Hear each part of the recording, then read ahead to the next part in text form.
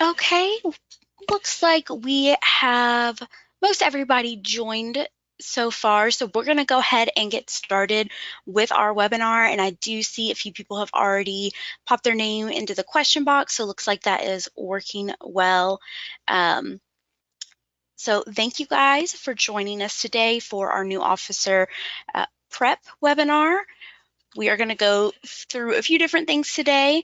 So we'll go ahead and get started with introductions. So my name is Sarah Beth Russell. I'm going to be your presenter today, your main facilitator, and then with me, my co-host is Hannah Gunderson. She is going to be in that questions box. So if you weren't with the beginning, there is a questions box where you can submit any questions during the webinar. Go ahead and drop your name and what chapter you're with. We'd love to know who all is joining us today, and that'll just ensure that that works for you. But Hannah will be in that questions box throughout the webinar, answering anything that comes in, but we will also have Q&A at the end. And then to look at our agenda for today, we're going to go over a few different things. We're going to first look at updating your officer titles and positions within Vault. So kind of two separate screens, but basically where to update who's actually listed for each of your officer positions, as well as the permissions they have so they're able to do what they need to do in Vault. And then we're going to look at just a few cleanup items that are good to do before your new officers come in so that they come into a ready to go account. So we'll look at your roster and billing cleanup type items, and then we'll have Q&A. So we'll look at some of the questions that have come in during the webinar, as well as some of those pre-submitted questions as well. Looking at some of those pre-submitted questions, hopefully some of those will be answered for you guys today. If not, we'll go over those at the end. And then we'll also look at our contact information and where you can find our help center, and look at that information at the very end of the webinar. So I'm going to go ahead now and hop over into Vault. We can get started. So when we first come over into Vault, this is going to be like your dashboard. If you are at the end of your term, you should be pretty familiar with navigating most of Vault. So we're talking about how to get your Vault set up for any incoming officers. So the first thing that we're going to look at today is where to update your officers' names under titles in Vault. So we're going to go here to the chapter tab, and you can go over here to officers. This is where you can update your officers' titles. Some of you may have already preset ones depending on your organization. You can edit those election month. So if you have a particular month, you do officer elections, you can select that here. And then you can edit the officers with that edit icon and choose who your officers are. So currently, I think on this count, Grant is the officer. If we know Noah is taking over for him, his end date shows as this. So we're going to make sure that the start date for Noah, it can overlap. So if he's going to want to be in this, if you want him to have that title before this, you can put that. But typically you want to do it the day following whatever their end date is. And then if you know when his term will be up, you'll want to put that end date. And then you would do that for all of your officers and just hit update. If we go back to that page itself, you can add an office. So if there's any type of office you need to add, you just put in the name of it and create it, and then you'll be able to update that with any of your other titles. This is just great to know who is in that title. It's good to keep this updated so that way if you need any help in Vault and you reach out to support, we can see that, as well as anybody who logs in, any of your advisors, anything like that can see that as well. So after you do this, when you give somebody an officer title, it does grant them initial Vault access, but only to communications. In order to give them full Vault access for what they're going to need to do, you'll have to update their Vault permissions. So just because they're listed as a permission doesn't mean they automatically get that access. So we're going to look at where you can update that fully. This little gear icon up in the top right corner here, that when you hover over it, says administration. You'll click on that and we'll go to Vault users. This is where you can update your officers' permissions. So that is the permissions for each one of these tabs across the top. So if we want to add a user, we can click add, pick the user you're looking to add, and then with each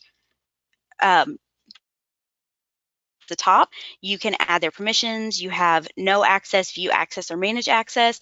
So you can kind of customize this if, you know, maybe the secretary just needs access to the chapter tab so they can update the member roster, something like that. You can just give them access to that. Or if they send out communications, maybe they need manage access to both of these, but they don't need access to any of the billing. You can give them no access on those. Or if somebody just needs view access to look at maybe accounting things, but they don't need to be able to manage that, you can set each one of these according to like whatever access level your officer is going to need. Typically with your president and treasurer, you're going to want to give them full access. You would give them manage to all of these tabs, and then you would just hit submit. Additionally, if anybody has moved position, so right now Peter is our president here. Let's say he moved down to a lower position or he's just leaving altogether. We could update his permission accordingly to have access to whatever tabs he now needs if he doesn't need manage to all tabs anymore. Or if he is just leaving completely, we can click this little trash can icon here and it'll delete the Vault user. That doesn't delete the user out of the system, that just deletes their Vault permission, so they will no longer have access to Vault unless you were to re-add them. So that is what that will do. It'll clear them out. You won't have to update their permissions individually on this page. Hitting that trash can icon will just rid them of any permissions they have in Vault. So after this, the next step for adding permissions, this is something that kind of often gets missed when updating your officers. You're going to need to update their bill pay permissions as well. Those are done separately. So when you're updating your users, the bill pay tab is on here, so you can set that to manage, but it doesn't give them access to each of the individual files.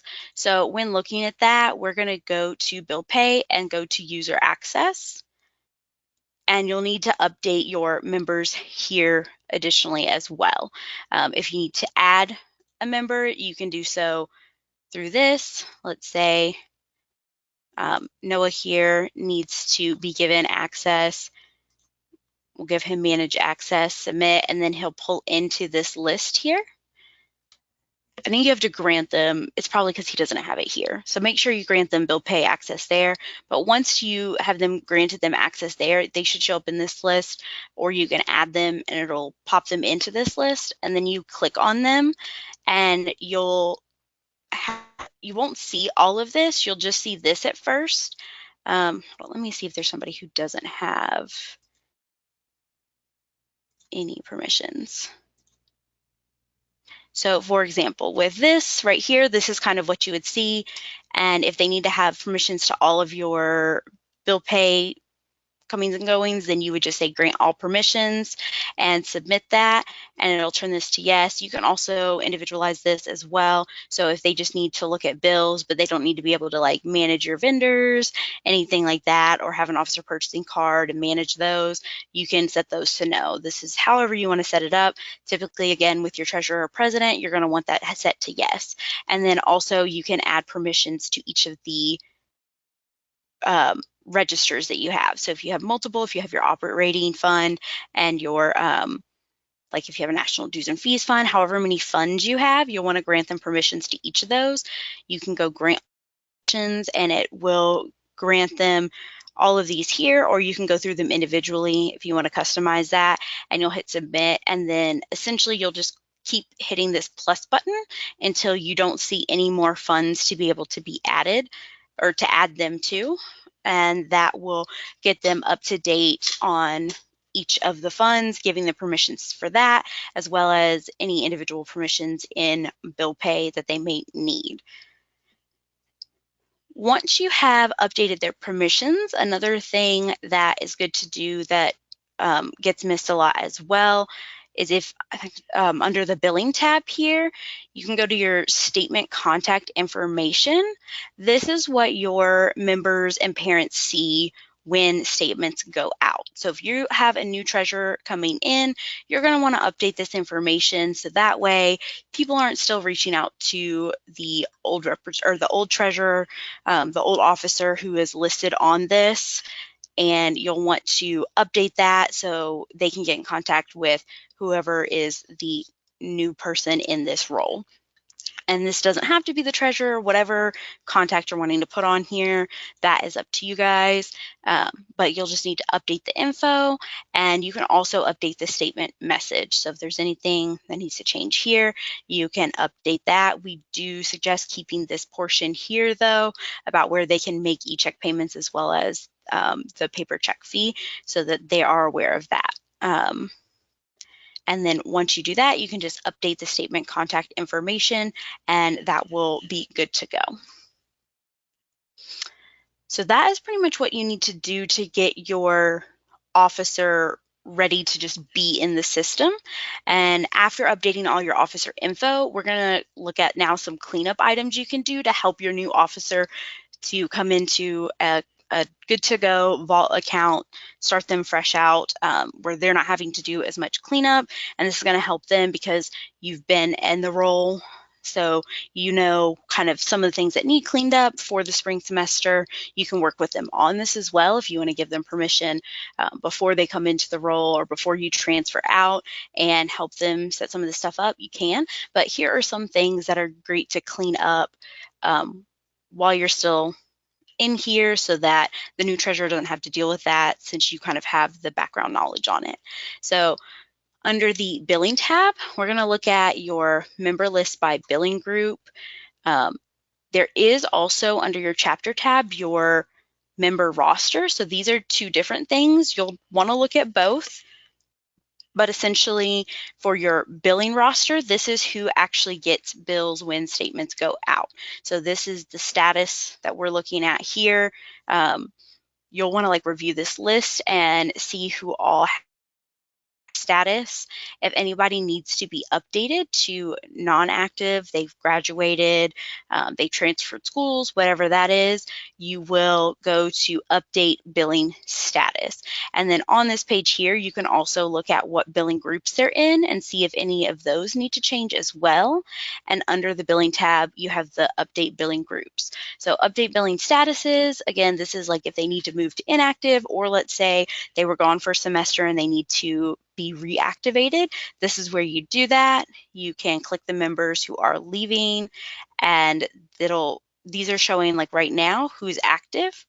So again, if you need to reactivate somebody, you can look at the inactive list to then mark them active. You'll just change the filter by and then the change billing status to.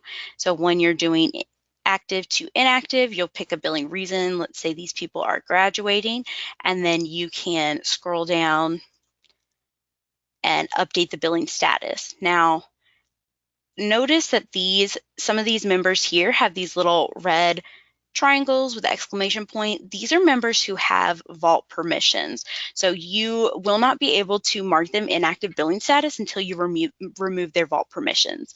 So let's say you as the treasurer are leaving because you're graduating and this was your last term.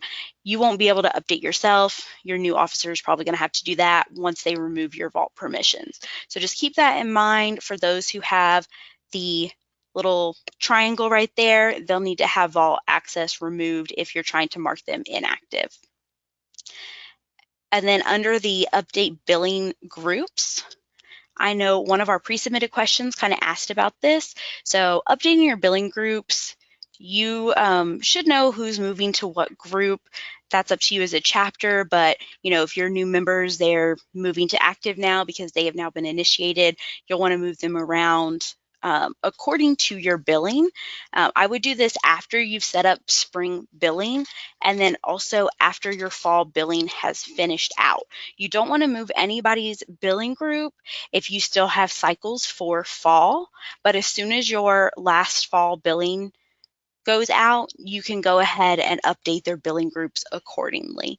So this is how you would update their billing groups. It kind of has a similar layout as the billing status, where you can filter by, so you can look at who's in the active group.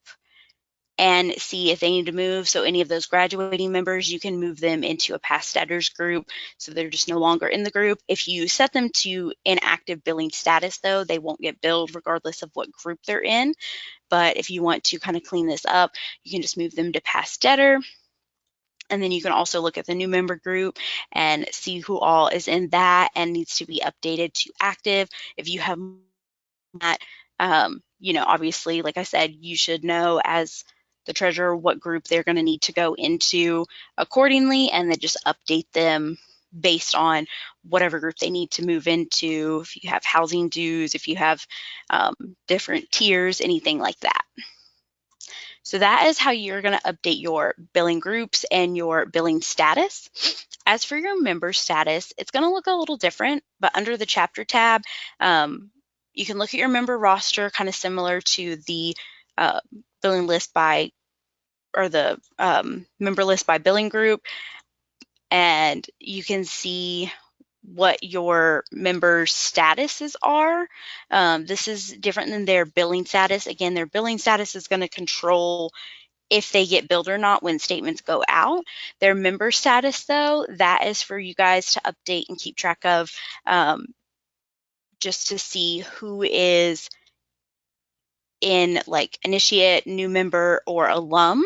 And for most of you as well, your organization looks at that as well. So this is going to be how your organization bills you as the chapter for your active members. So you definitely want to update both of those, especially if this list goes back to your organization as well for how they bill you. Depending on what that looks like, you may have somewhere else that you update this, a different database, and then it'll pull into here. But if you don't, when you go to update member statuses, if you have the ability to update your members, then you can make those updates in here, and that's where you'll need to make the updates. If you don't have the ability to do this, you may need to make it in whatever database that your organization requires, and then it'll pull that information into here. Similarly with that, if you submit reporting through here, or even if you just submit it to your organization, but they pull the information of the status into here for your new members, they may not be able to be updated until your initiation report is submitted and approved. So make sure if you're trying to figure out how to update your new members to initiate status and you're not seeing how you're able to do that, you may need to make sure your initiation report is submitted, and if it is submitted, see if it's approved. If not, you can look into that further and see what maybe needs to happen for it to get approved. And then once that is, your new members should move to initiate status. Again, that's only if you can't do it in here. Otherwise, you should be able to manually do it if you have the option here on your update member statuses. So you have those few things for cleanup in terms of the roster. Another thing your new officer comes in is setting up your spring billing. So under the billing tab here, we'll go to billing overview. If you don't already have Spring set up, this is where you'll do so. So we don't have Spring set up. You can hit set up billing and it'll take you through the steps. If you are unsure about billing, we have several videos on billing setup that you can go over and look at. If you don't have the ability to set up billing, reach out to our support team and they can help you with setting up your spring semester billing. But this menu right here is where you would set up your spring charges. You may work with the new officer to do that. That's fine if you guys work together, if they have a plan for spring. But if you already have something set up for that and budgeted, going ahead and setting that up, making sure that's good to go for the new officer, that's going to help them out best as possible. And when you're going through this, it's pretty easy to copy charges over. So if it's going to be really similar to fall, you can copy those charges and just edit them accordingly. And that is pretty much it in terms of cleanup items. There are a few other things you can do if you want to go through bill pay. You can, if you guys use this to pay any of your vendors, you can make sure all the bills are paid for this semester. You can go look at your payments, make sure everything is sent out accordingly, as well as clean up vendors if that's something you want to do. If none of your vendors are changing, you can leave that accordingly. But these are just a few things you can kind of do to help your new officer out before they come in. And then we also have our Get Help right here. So if you click on your Get Help, this is going to take you to our Help Center. Has several different articles. We have the videos and webinars. I know I mentioned the billing setup. You can look at that if you need to set up your spring.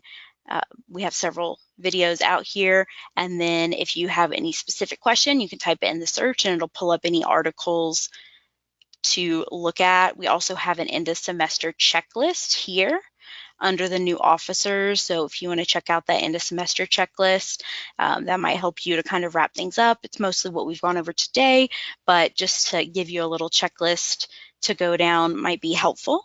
So this is our, again, our help center, and you can get to that just by clicking the Get Help right here.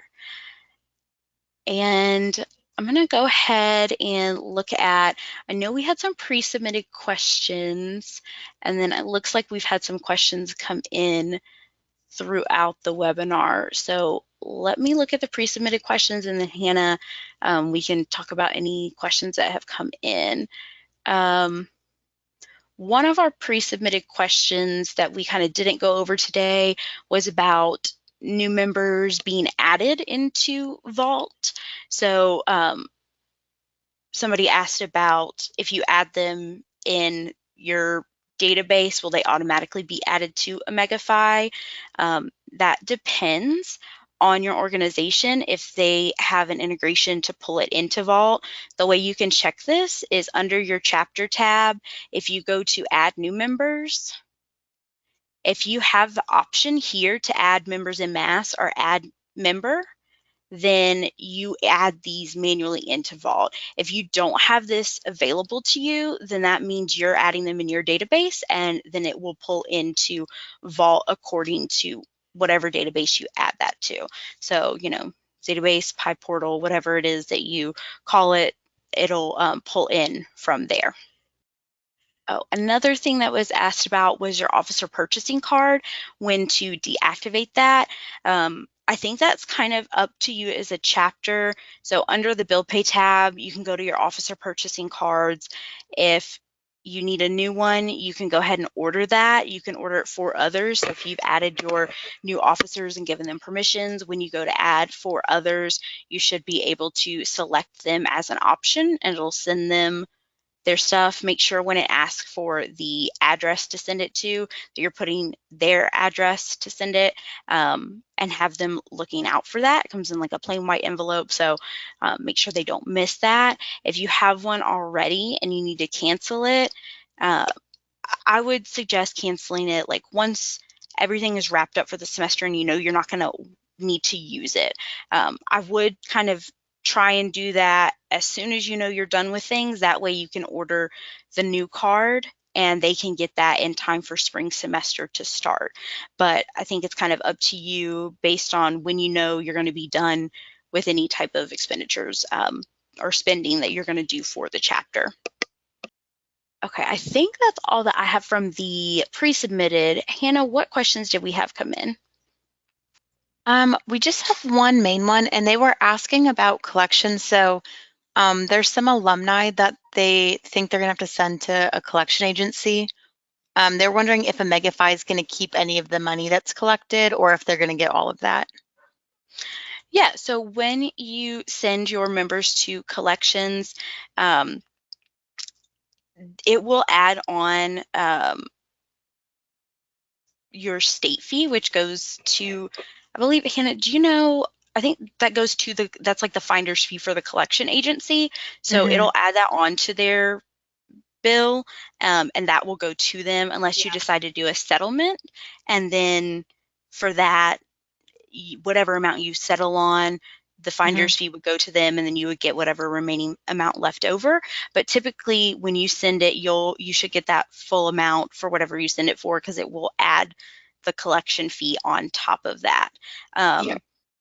It does. I know not to interrupt, but I think it does vary by state as well. Some states, I think you Yes. aren't allowed to put the feedback on your members. So you may have to Google whatever state you're in if that can apply, but you will see it if you send them on their account. It'll have like a state collection tax or something on it. And then the collection Hmm. agency, I think, takes like 30%. There's whenever you go to send them, you'll have to like read like the agreement, but Yes. it'll all be listed there. Yes, Hannah's correct. Depending on the state, it can vary. So just pay attention to that when you are sending them. When you're selecting it, when it asks you to review, I believe it'll tell you. And then it also like tells you stipulations here. They have to have $100 charge off, at least $100 in charge off to send them to collections. So just be aware of that. And depending on their charge off amount, it could look different. So like, for example, this one here, their total balance is this, but only this amount is in charge off. So if you send them to collections, they're only getting sent for this amount. So if you want all of their amount to go, you may need to wait for it to fully come into charge off status, which that happens with each cycle that passes. Hannah, what else do we have?